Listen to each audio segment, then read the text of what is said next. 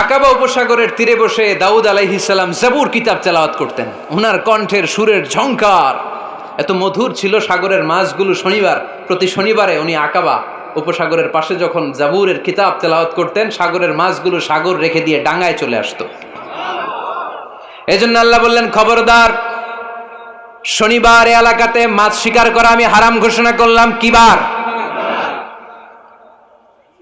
এবার দাউদ আলাইহিস সালামের কওমের লোকেরা কৌশল করা আরম্ভ করে দিল। তারা বলল, আল্লাহ বলছে শনিবারে মাছ ধরা হারাম, খবরদার আমরা মাছ ধরবো না, তবে শনিবার আমরা বেড়া দিয়ে রাখবো। কি দিয়ে রাখবো?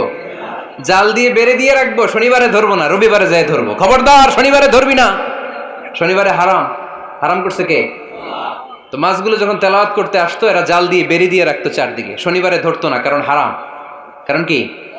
বেড়ে দিয়ে রাখতো, রবিবারে যে ধরতো। আল্লাহ কি এটা বুঝাইছে? আল্লাহ বুঝাইছে শনিবারে যত মাছগুলো এসেছে এগুলো ধরা যাবে না, এগুলো যখন আবার সাগরের প্রবাহে ভেসে চলে যাবে, তোমরা আবার নৌকা নিয়ে মাছ শিকার করতে পারবে। ঠিক কিনা? ওরা কৌশল করে রবিবারে, শনিবারে আটকে রাখতো এরকম বেড়ে দিয়ে, জাল দিয়ে, রবিবারে যেয়ে ধরতো। আল্লাহ বললেন, আও নালা আলাহুম কামা লাআন্না আসহাবাস সাবত কুনু কিরাদাতান খাসিইন। আমার সাথে কৌশল করেছিস, তোদের উপর আমার লানাত, তোরা অভিশপ্ত বানর হয়ে যা। মুহূর্তে পুরো জাতিটাকে বানরে রূপান্তরিত করে দিল কে? এজন্য খবরদার, আল হিলাতু বিল হারামে হারাম। হারাম খাওয়ার জন্য যে কৌশল করি এটাকেও হারাম ঘোষণা দিয়েছে কে? আমাদের দেশে আরেকটা সিস্টেম আছে, হিলা বিয়ে আছে না নাই? হিল্লা বিয়ে কালিয়াতে মনে হয় নাই না? এলাকাতে আছে, ভয়ঙ্কর। আর তালাক আল বাইন আল বাইনুনা যখন হয়ে যায় কমপ্লিটলি ডিভোর্স, কোনো সম্পর্ক নেই, তখন ওই স্ত্রীকে যদি আবার ফিরে আনতে হয়, ইসলামের নিয়ম হচ্ছে আরেক জায়গায়, হাত্তা তানকিহা যাওজান গায়রা, আরেক জায়গায় বিয়ে হবে, নর্মাল প্রসেসে কোনো কারণে তাদের ডিভোর্স হবে, তখন আগের স্বামী স্ত্রীকে আনতে পারবে। এটারে অনেকে কৌশল করে, বিয়ের পরে একজন বুড়া মানুষের সাথে বিয়ে দেয়, সামান্য কিছু টাকা পয়সা দিয়ে এক দুই দিন সংসার করাইয়া ডিভোর্স নিয়ে আবার বিয়ে করা, এরকম আছে না নাই? লাআনা রাসূলুল্লাহি আল মুহাল্লিল ওয়াল মুহাল্লিল্লাহ। সুনানে তিরমিজির বর্ণনা, আল্লাহর হাবিব সাল্লাল্লাহু আলাইহি ওয়াসাল্লাম বললেন, যারা হিলা করে, যারা হিলা করায়, উভয়ের উপর আল্লাহর লানাত। এগুলোর সাথে আমাদের কোনো সম্পর্ক আছে? এজন্য আমরা হারাম খাবো না, হারাম ঘুরাইয়া খাওয়ার জন্য কৌশলও করা যাবে। এরপরে 8 নম্বর মূলনীতি হলো কাসবুল হালাল শারতুন লিকাবুলিদ দুআ। আমরা বলি, হুজুর আমার দোয়া কবুল হয় না, কিন্তু দোয়া কবুলের সবচাইতে বড় শর্ত হলো হালাল ইনকাম। ঠিক কিনা? হালাল উপার্জন ছাড়া যদি দোয়া করেন কবুল হবে? হারাম কিছু খেয়ে যদি আপনার দেহটারে বর্ধনশীল করেন, এই দেহ জান্নাতে ঢুকবে? লা ইয়াদখুলুল জান্নাতা জাসাদুন গুযিয়া বিল হারাম। হারাম দিয়ে বর্ধিষ্ণু যে দেহ, এই দেহ কোনোদিন আল্লাহর জান্নাতে ঢুকবে না। চিল্লায় বলেন ঠিক কিনা? ইন্নাল্লাহা তাইয়্যিব লা ইয়াকবালু ইল্লা তাইয়্যিবা। আল্লাহ পবিত্র, আল্লাহ পবিত্র ছাড়া কোনো কিছু গ্রহণ করে না। এক লোক কাবার চারদিকে কাঁদতে কাঁদতে বেহুশ, ইয়া রাব, ইয়া রাব, ইয়া রাব বলে বলে কাঁদতেছে। সাহাবারা দেখে বলল, সর্বনাশ, আজকের দিনের সব সওয়াব তো এই লোক নিয়ে যাবে, তার চেয়ে বেশি সওয়াব তো কেউই কামাই করতে পারলো না। আল্লাহর হাবিব সাল্লাল্লাহু আলাইহি ওয়াসাল্লাম বললেন, ওয়া মাতআমুহু হারাম, ও যা খায় ওটা হারাম খায়। ওয়া মালবাসুহু হারাম, ও যা পরে হারাম টাকা দিয়ে কেনা ড্রেস আপ। ওয়া গুযিয়া বিল হারাম, ওর দেহটা বড় হয়েছে, বর্ধিষ্ণু হয়েছে হারাম খেয়ে। ফা আন্না ইউস্তাজাবু লাহু, কেন আল্লাহ তার দোয়া কবুল করবে? কঠিন কালো তার দোয়া আল্লাহর আরশে পৌঁছবে না। চিল্লায় বলেন ঠিক কিনা? এজন্য দোয়া যদি আল্লাহর কাছে মাকবুল করতে চান, আপনার দোয়া যদি আল্লাহর আরশ পর্যন্ত পৌঁছাতে চান, হালাল খাওয়ার দরকার আছে না নাই? দুই রাস্তা, হালাল চলে গেছে এইদিকে, হারাম গেছে এইদিকে। সো আমরা যাব কোন দিকে? ডান দিকে। হালাল খুব বরকতময়, হালালে বরকত বেশি, হারামে বরকত নাই। বিশ্বাস করেন? 1 কোটি টাকা ইনকাম মাসে। কয় কোটি? এরকম লোক আছে না কসবায়? বাংলাদেশে আছে না? 1 কোটি টাকা ইনকাম, কোটি টাকা ইনকাম তার, কিন্তু বছরে কোটি কোটি টাকা তার ইনকাম, 1 মাসে ইনকাম 1 কোটি টাকা, কিন্তু দেখা যায় মাসে একটা হসপিটাল বিল পরিশোধ করতে তার চলে যায় 50 লাখ টাকা। আছে না নাই? ওয়াইফের ক্যান্সার, যার নেই কোনো অ্যান্সার, ছেলে ইয়াবা খায়, ওরে দেয়া লাগে 20 লাখ।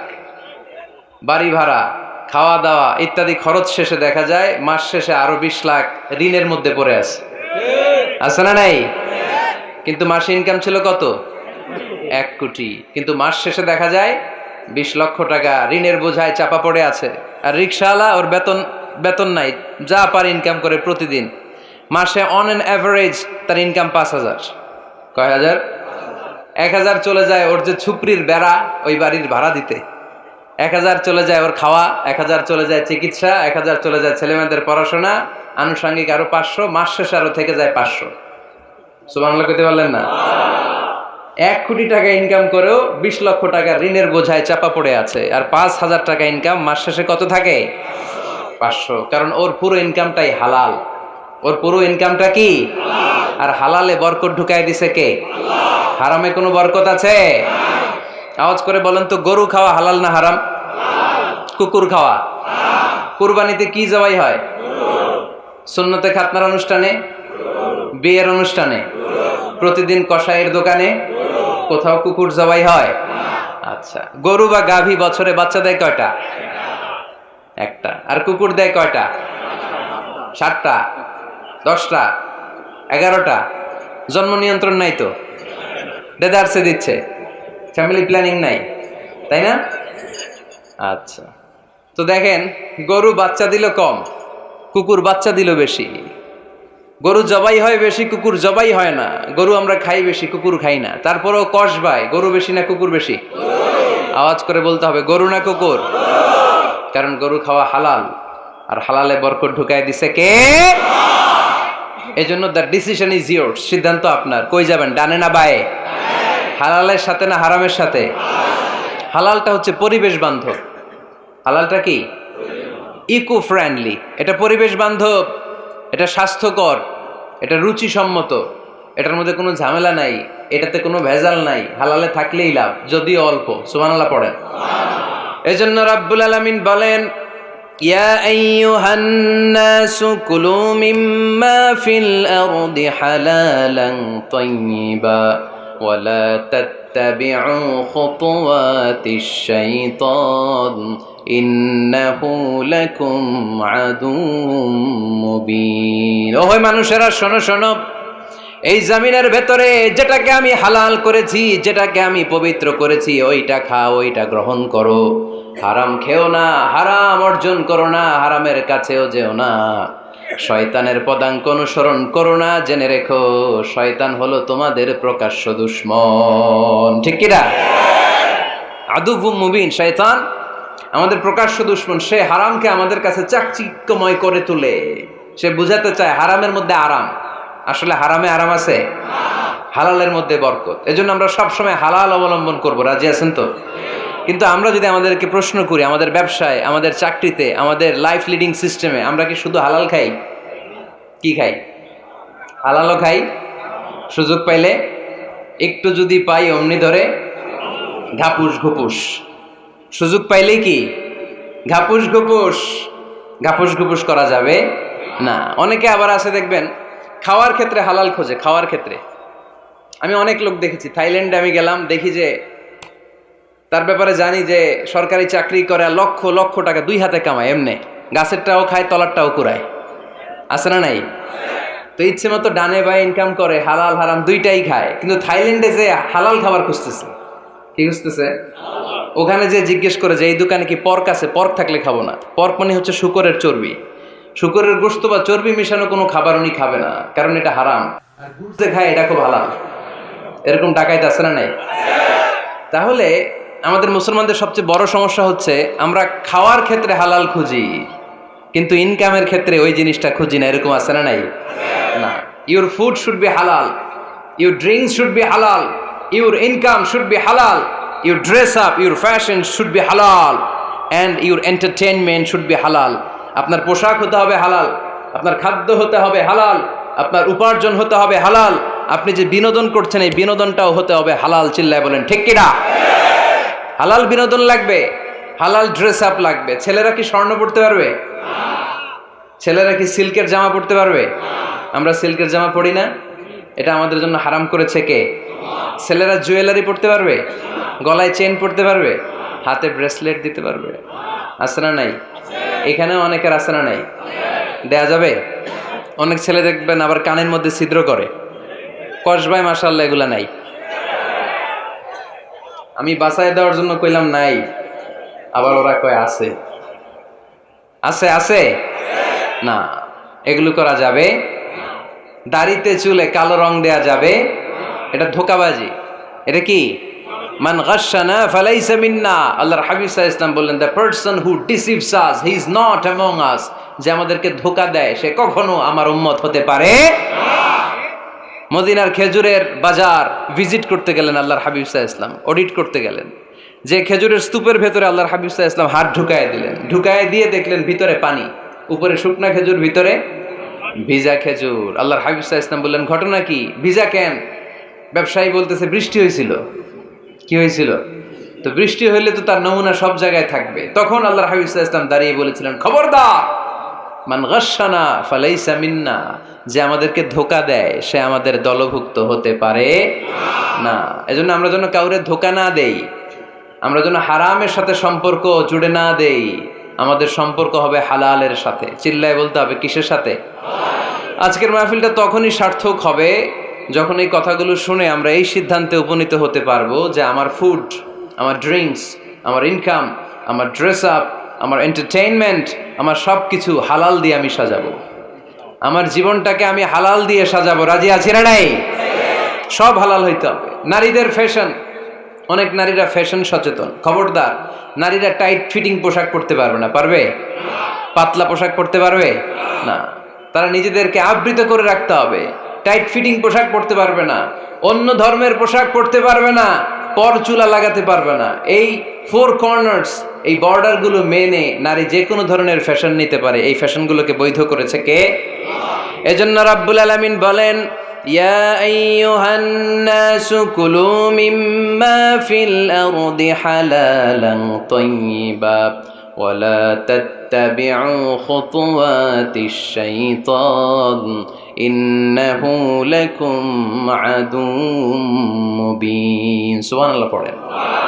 ওহে মানুষেরা, এই জমিনে যেটা পবিত্র আর হালাল বলে আমি ঘোষণা দিয়েছি সেটা খাও, কারণ সেটাতেই বরকত। আর শয়তানের পদাঙ্ক অনুসরণ করো না, কারণ শয়তান তোমাদের প্রকাশ্য শত্রু। কথাটা বলেছেন কে? তাহলে আমরা হালালের পক্ষে না বিপক্ষে? এই আপনাদের গলার আওয়াজ। হালালের পক্ষে না বিপক্ষে? হারামের পক্ষে না বিপক্ষে? আমরা আমাদের জীবনটা হালাল দিয়ে সাজাতে চাই কি চাই না? কারণ হালালে বরকত ঢুকাই দিছে কে? কিভাবে আপনার জীবনের প্রতিটি অঙ্গনকে হালাল দিয়ে সাজাবেন? কিভাবে এই হারাম থেকে বেঁচে থাকবেন? এর কিছু মূলনীতি আছে, some principles, you have to follow it. এই প্রিন্সিপালগুলো যদি খেয়াল করেন তাহলে হালাল দিয়ে জীবন সাজানো সহজ।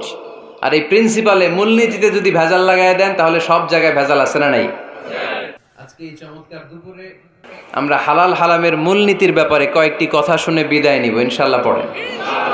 হালাল এবং হারামের প্রথম মূলনীতি হচ্ছে আল আসলু ফিল আশিয়াই আল ইবাহা।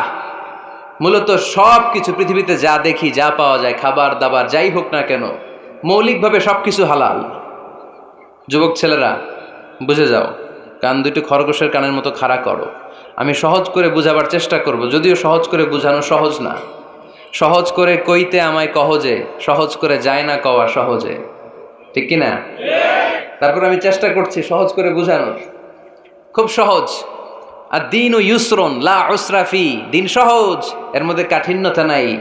মন জয় করার 4টা বাক্য আল্লাহর হাবিব সাল্লাল্লাহু আলাইহি ওয়াসাল্লাম আমাদেরকে শিখিয়ে গিয়েছেন। বাশিরু ওয়ালা তুনাফিরু, ইয়াসিরু ওয়ালা তুআসিরু। সহজ করে উপস্থাপন করো, কঠিন করো না। মানুষকে দিনের প্রতি আকৃষ্ট করো, দিন থেকে ভাগিয়ে দিও না।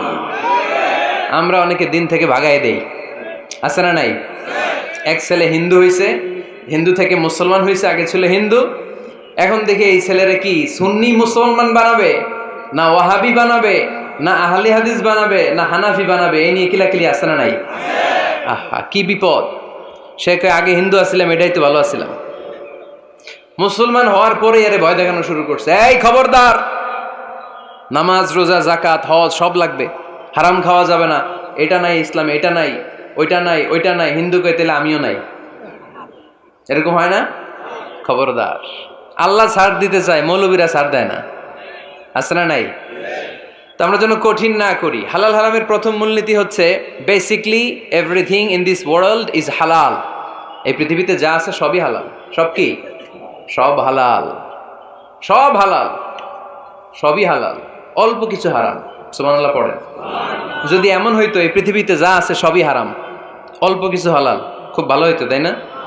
সুবিধা হইতো আমাদের। তা আমাদের সুবিধা করে দিলেন কে? সুবহানাল্লাহ পড়বেন না? বেসিকলি এভরিথিং ইজ হালাল। পৃথিবীর সব কিছু হালাল। আপনারা যদি কেউ কিছু বলে যে এটা কি হালাল না হারাম, আপনি হুট করে বলবেন আগে বলবো হালাল। যদি হারামের দলিল পাওয়া যায় তখন বলবো হারাম, ঠিক কি না? আমাকে যদি বলেন এটা হালাল না হারাম, আমি যদি বলি হালাল, আপনি যদি বলেন দলিল দেন, এটা আপনি ভুল বলবেন। কারণ কোনো কিছু হালাল করতে হলে দলিল লাগে না। কোনো কিছুকে হালাল বলে সাব্যস্ত করতে দলিল লাগে না।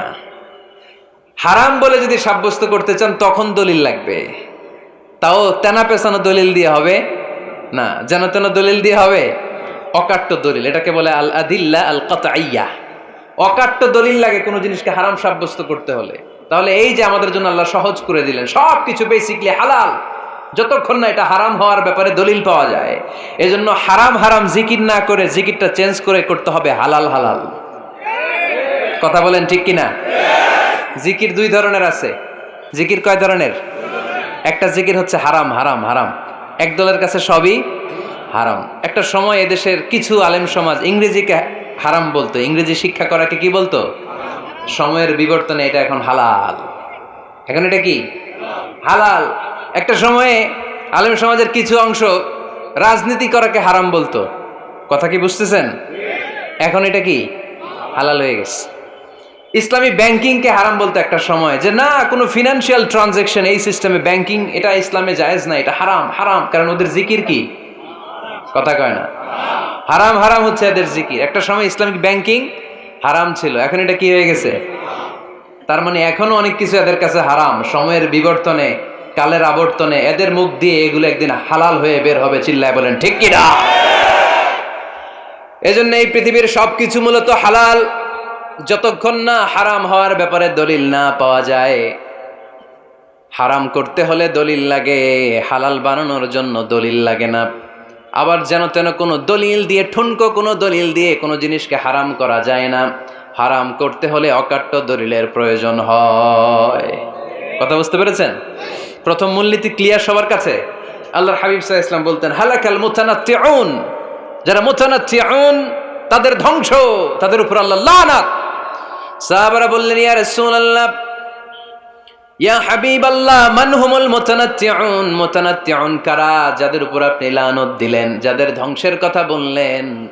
বিশ্বনবী বললেন আল্লাহর দেয়া হালাল বিষয়কে যারা সমাজের মধ্যে হারাম বলে প্রচার করে তারাই হলো সমাজের মুতানাত্তিউন। নাউজুবিল্লাহ পড়েন। কুল মান হাররামা যিনাতাল্লাহিল্লাতী আখরাজা লিইবাদিহি ওয়াত-তাইয়্যিবাতি মিনার রিজক। এজন্য আল্লাহ ডেকে বললেন খবরদার, কে আছে সমাজের মধ্যে আমার দেয়া হালাল সাজসজ্জাগুলোকে, পবিত্র জিনিসগুলোকে হারাম বলে ফতোয়া তুলে, তাদের উপর আমার লানত। খবরদার, আল্লাহ যেটাকে হালাল বলছে এটাকে হারাম বলার স্পর্ধা দেখাবেন না। এটাকে হারাম বলা যাবে? তাহলে প্রথম মূলনীতি কি সবাই বুঝতে পারছেন? বুঝতে পেরেছেন? এই দুনিয়াতে বেসিকলি সবকিছু কি? আওয়াজ করে বলেন। আর হালাল প্রমাণ করতে দলিল লাগে। কি প্রমাণ করতে দলিল লাগে? হারাম। এজন্য আমাদের জিকিরটা একটু চেঞ্জ করে দিব। আমরা হারাম হারাম না বলে কি বলবো? হালাল হালাল। যখনই দলিল পাবো তখন জিকির শুরু করব হারাম। কথা বোঝে নাই বোধহয়? দলিল পাওয়ার আগ পর্যন্ত সব কি? আরো জোরে বলেন। দলিল পাওয়ার পরে সেটা হয়ে যাবে হারাম। প্রথম মূলনীতি ক্লিয়ার? সবার কাছে ক্লিয়ার? আচ্ছা, দ্বিতীয় মূলনীতি হচ্ছে হালাল হচ্ছে আনলিমিটেড। কথা বলেন। আনলিমিটেড। আর হারাম হচ্ছে লিমিটেড। হারাম হচ্ছে সসীম, হালাল হচ্ছে অসীম। হালাল গুণে শেষ করা যায় না, কিন্তু হারাম গুণে শেষ করা যায়। সুবহানাল্লাহ পড়তে পারলেন না? যদি এমন হইতো হারাম আনলিমিটেড, সবই হারাম, আর হালাল হচ্ছে লিমিটেড, হালাল গুণা যায়, এমন যদি হইতো আমাদের জন্য কঠিন হয়ে যেত না? আমাদের জন্য এটারে সহজ করে দিলেন কে? আবার আল্লাহ বললেন উহিল্লা লাকুম সাইদুল বাহরি ওয়া তাআমুহু, সাগরের মধ্যে যত প্রাণী পাওয়া যায়, মাছ পাওয়া যায়, কাঁকড়া পাওয়া যায়, সব খাওয়াকে হালাল করে দিলেন কে? সাগরে যত ধরনের প্রাণী আছে, কাঁকড়া বলেন, তিমি বলেন, যা বলেন সব হালাল, হাতে গোনা অল্প কয়েকটা ছাড়া। সুবহানাল্লাহ পড়েন। তার মানে যখনই আল্লাহ তাআলা হালালের ঘোষণা দেন, আল্লাহ তাআলা এটাকে ব্যাপকভাবে ঘোষণা দেন। আর যখনই আল্লাহ হারামের ঘোষণা দেন কোরআনের ভেতরে, তখন আল্লাহ গুনে গুনে দেন। কিভাবে দেন? হুররিমাত আলাইকুমুল মাইতাতু ওয়াদ-দামু ওয়া লাহমুল খিনজির ওয়া মা উহিল্লা লিগাইরিল্লাহি বিহি ওয়াল মুনখানিকাতু ওয়াল মাওখুযাতু ওয়াল মুতারাদ্দিয়াতু ওয়ান নাতিহা। গুনে গুনে দিবেন, সুবহানাল্লাহ পড়ে। যখন আল্লাহ বললেন হালাল, তখন বললেন চার পাওয়ালা যত জন্তু আছে হালাল, অল্প কয়েকটা ছাড়া। যখন ঘোষণা দিলেন হালালের, আল্লাহ বললেন সাগরের ভেতরে যত প্রাণী পাওয়া যায় সব খাওয়া হালাল, অল্প কয়েকটা ছাড়া। কিন্তু হারামের ঘোষণা যখন আল্লাহ কোরআনে দিলেন, তখন ব্যাপকভাবে দেয় নাই, গুনে গুনে দিছেন। রক্ত খাওয়া হারাম, মরা প্রাণী খাওয়া হারাম, শূকর খাওয়া হারাম, আল্লাহর নাম ছাড়া অন্য কোনো নামে বলি দেওয়া হয়েছে এরকম প্রাণী খাওয়া হারাম, সিংহের গুতা খায় কোনো প্রাণী মারা গেছে ওইটা হারাম। এরকম গুনে গুনে অল্প কয়েকটা হারাম, বাকি সব কিছুকে আমাদের জন্য হালাল করে দিয়েছে কে? আবার যদি আল্লাহরে জিজ্ঞেস করি আল্লাহ কাদেরকে বিয়ে করতে পারবো, আল্লাহ বলবে সবাইরে বিয়ে করবি। বাংলাদেশের নারীরা বিয়ে করা হালাল, পাকিস্তানের মেয়েদেরকে বিয়ে করা হালাল, সৌদি আরবের নারীদেরকে বিয়ে করা হালাল, এই বাংলাদেশের সিলেটের মেয়েদেরকে বিয়ে করা হালাল, ঢাকার মেয়েদেরকে বিয়ে করা হালাল, চট্টগ্রামের মেয়েদেরকে বিয়ে করা হালাল। হালালের কোনো শেষ নাই, সুবহানাল্লাহ পড়েন। কিন্তু যখন জিজ্ঞেস করলাম তাহলে কাকে কাকে বিয়ে করা হারাম, তখনই আল্লাহ গুনে গুনে 14 জনের নাম বলে দিলেন, পড়েন সুবহানাল্লাহ। হুররিমাত আলাইকুম উম্মাহাতুকুম ওয়া বানাতুকুম ওয়া আখাওয়াতুকুম ওয়া আম্মাতুকুম ওয়া খালাতুকুম ওয়া বানাতুল আখি ওয়া বানাতুল উখত। চিল্লায় পড়েন আল্লাহু আকবার। যখন হালাল, তখন ব্যাপকভাবে বললেন সব মেয়েদেরকে বিয়ে করতে পারো। মুসলিম যত নারী হয়, বাংলাদেশের হোক, পাকিস্তানের হোক, ইন্ডিয়ার হোক, গোটা বিশ্বের যে কোনো জায়গার মুসলিম নারী হলেই সেটা হালাল। কিন্তু হারাম কোনটা যখন জিজ্ঞেস করলাম, গুনে গুনে বললেন মাকে বিয়ে করা হারাম, নিজের কন্যাকে বিয়ে করা হারাম, বোনকে বিয়ে করা হারাম, ফুফিকে বিয়ে করা হারাম, খালাকে বিয়ে করা হারাম, ভাতিজিকে বিয়ে করা হারাম, নিজের ভাগ্নিকে বিয়ে করা হারাম। সুবহানাল্লাহ পড়বেন না? তাহলে সহজ না কঠিন? চিল্লায় বলেন কি সহজ ইসলাম, কত সহজ। দাঁড়িয়ে নামাজ পড়া ফরজ, দাঁড়াতে পারতেছেন না, বসে পড়লেও কবুল করবে কে? অজু করে নামাজ পড়া কি? পানি নাই, তায়াম্মুম করে নামাজ পড়লে কবুল করবে কে? বিয়েতে মোহরানা দেওয়া কি? মোহরানা নাই। এক সাহাবী বললেন ইয়া রাসূলুল্লাহ বিয়ে করব, মোহরানা আছে? না। কি আছে? কিচ্ছু নাই। তো কিচ্ছু না থাকলে বিয়ে করবো কেমনে? মোহরানা দেওয়া লাগবে না? কোরআন পারো? পারি। কয়টা সূরা? এতটা সূরা। এক নারীকে জিজ্ঞেস করলেন কোরআন পারো? বলে না, পারি না। আল্লাহর হাবিব সাল্লাল্লাহু আলাইহি ওয়াসাল্লাম দুইজনকে বিয়ে পড়াই দিলেন। আর নারীকে বললেন মা তুমি কোরআন পারো না, কিন্তু তোমার স্বামী কোরআন পারে, তোমার স্বামী টাকা দিয়ে পয়সা দিয়ে তোমাকে মোহরানা দিবে, সামর্থ্য তার নাই, সে প্রতিদিন তোমার একটু একটু করে কোরআন শিখায় দিবে, এটাই মা তোর বিয়ের মোহর। সহজ না কঠিন? আর কোনোদিন ইসলামরে কঠিন বলবেন? কেউ কঠিন বললে ওটা শুনবেন? আওয়াজ করে বলতে হবে ইসলাম কি কঠিন না সহজ? মাশাআল্লাহ। দুইটা মূলনীতি বুঝে গেছেন না? পৃথিবীর সব হালাল যতক্ষণ না দলিল পাওয়া যায়। হালাল বলতে দলিল লাগে না, হারাম বলতে দলিল লাগে। 2 নাম্বার, হালাল আনলিমিটেড আর হারাম লিমিটেড, সহজ করে দিছে, সুবহানাল্লাহ পড়েন। 3 নাম্বার, হালাল হারামের মূলনীতি হচ্ছে ইসলাম শুধু হারাম বলে দিয়ে বসে থাকে নাই। কোনো বিষয়ে যদি ইসলাম হারাম ঘোষণা দেয়, ইসলাম একটা অল্টারনেটিভ আমাদেরকে সাজেস্ট করেছে। সুবহানাল্লাহ কোন? আমি বলে দিলাম এটা করা যাবে না, এটা করা যাবে না, এটা করা যাবে না, আমার কাজ শেষ, কি করা যাবে হুজুর এটা কোন? এরকম প্রশ্ন আছে না নাই? হারাম হারাম এই জিকির করে যে আপনি বসে রইলেন, হালাল কোনটা এটা বলে দিয়ে যান, চিল্লায় বলেন ঠিক কি না? ইসলাম শুধু হারাম বলেই বসে থাকে নাই, যত জায়গায় ইসলাম হারাম বলেছে, ইসলাম একটা অল্টারনেটিভ সাজেস্ট করেছে। Islam provides us the alternatives, always alternative দিয়েছে। ইসলাম দ্ব্যর্থহীন কণ্ঠে ঘোষণা দিয়ে আমাদেরকে জানিয়ে দিয়েছে সুদ খাওয়া হালাল না হারাম। আমরা বললাম আল্লাহ সুদ যদি হারাম হয় আমরা কেমন করে আমাদের জীবন চালাবো? আল্লাহ বললেন ওয়া আহাল্লাল্লাহুল বাই'a ওয়া হারামার রিবা। চিন্তা নাই, ভয় নাই, কেমন করে সমাজ চলবে জেনে রাখো, আমি আল্লাহ যখনই সুদকে হারাম করেছি তার বিপরীতে ব্যবসাকে আমি আল্লাহ তোমাদের জন্য হালাল করে দিয়েছি। অল্টারনেটিভ আছে না নাই? অল্টারনেটিভ মানে বোঝেন তো? বিকল্প। অল্টারনেটিভ মানে কি? বিকল্প। সুদ হারাম, সুদ হারাম বলে বসে থাকলে হয়তো ঝামেলা লাগতো না? সুদকে হারাম করে দিয়ে অল্টারনেটিভ আল্লাহ আমাদের জন্য ব্যবসাকে হালাল করে দিয়েছেন। পড়েন সুবহানাল্লাহ। ইসলাম বলেছে ওয়ালা তাকরাবুজ জিনা, খবরদার, বিবাহ বহির্ভূত গার্লফ্রেন্ড বয়ফ্রেন্ড বলেন, পরকীয়া বলেন, কোন ধরনের শারীরিক সম্পর্ক জায়েজ নাই, এটা হারাম। জিনার কাছেও যেও না। এখন আমরা বললাম আল্লাহ জিনার কাছেও যদি না যায় তাহলে যৌন চাহিদা মিটাবো কি করে? আল্লাহ বললেন জিনাকে হারাম করেছি, অল্টারনেটিভ বিয়ের জায়েজ করে দিছি। আর নিকাহ মিন সুন্নতি ফামান রাগিবা আন সুন্নতি ফালাইসা মিন্নি, বিয়ে আমার সুন্নাহ, যে আমার সুন্নাতের ভালোবাসে না সে আমার উম্মত হতে পারে না। এজন্য যুবক ভাইয়েরা বিয়ে করবা। কি করবা? বিয়ের চেয়ে কোনো ভালো কাজ পৃথিবীতে হতে পারে?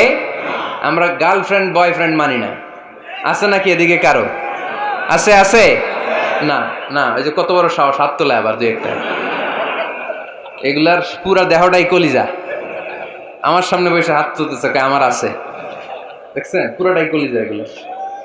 না, এই জিএফ বিএফ এগুলোর সাথে আমরা নাই। আমরা বিয়ে করব। বিয়ে করলে বরকত দেয় কে? ছেলের বাপ মেয়ের বাপ সহজ করে দেন, সহজ করে দিবেন। কালিয়ারা না, কালিয়ারা, কালিয়ারার ছেলের বাপ মেয়ের বাপ যারা আছেন সহজ করে দেন। ছেলে যদি মেয়েকে পছন্দ করে, মেয়ে যদি ছেলেকে পছন্দ করে, ছেলে যদি নামাজি হয়, কর্মঠ হয়, মেয়ে যদি ভদ্র হয়, বাদ সাধবেন না, বিয়ে দিয়ে দেন। কারণ বিয়ের চেয়ে ভালো কাজ আর হতে পারে না। যে পোলাপানের গলার আওয়াজ বেড়ে গেছে এখন মহা খুশি। এখন আজারি হুজুর জিন্দাবাদ। এখন আর আমার বিরোধী কেউ নাই এই জায়গায়, সবাই হাত করে ফেলছি আমি, আগেও নাই। মাশাআল্লাহ। তো এই জন্য বিয়েটাকে সহজ করেন। খেয়াল করবেন, যেই সমাজে বিয়ে করা কঠিন ওই সমাজে জিনা করা সহজ। যেই সমাজে জিনা করা কঠিন ওই সমাজে বিয়ে করা সহজ। ঠিক কিনা? পুরো উল্টো। বাংলাদেশে কোনটা করা কঠিন? হ্যাঁ, বিয়ে করা কঠিন। বিয়েতে ফ্ল্যাট লাগবে, ছেলের গাড়ি লাগবে, নিজের পায়ে দাঁড়ানো লাগবে, 10 লাখ টাকা মোহরানা লাগবে। জিনার জন্য কি লাগবে? কিচ্ছু লাগবে না, টোনাটুনি রাজি, তুমি আমি রাজি।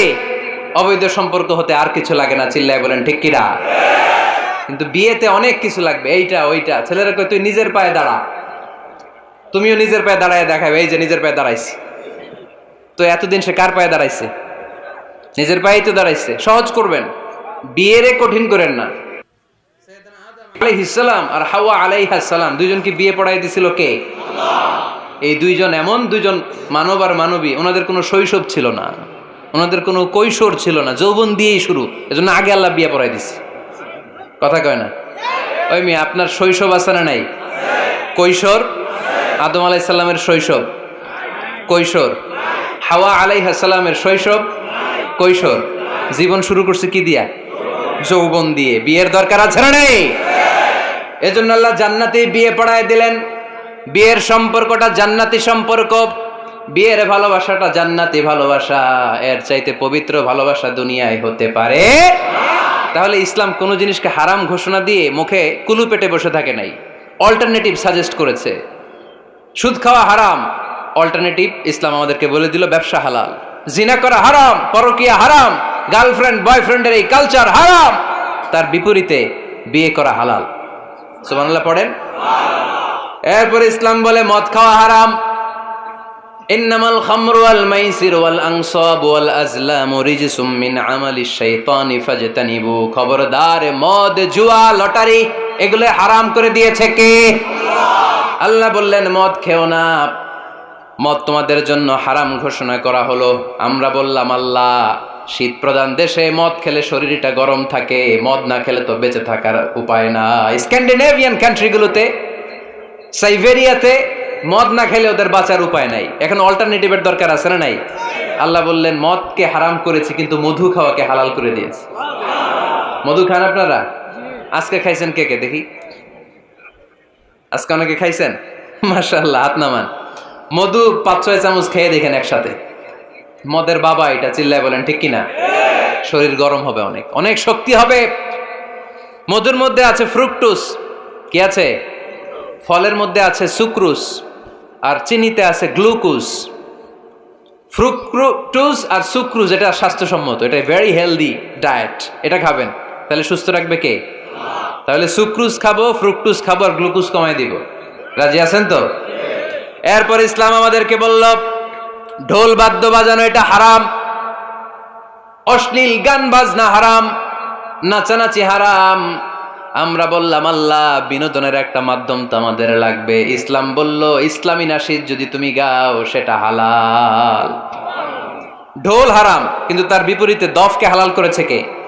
ঢোলের দুই দিকে আটকানো, এটা বাজালে নেফাকি তৈরি হয়, ধাম ধাম আওয়াজ তৈরি হয়, এমন বিট তৈরি হয় ডান্স দিতে মনে চায়।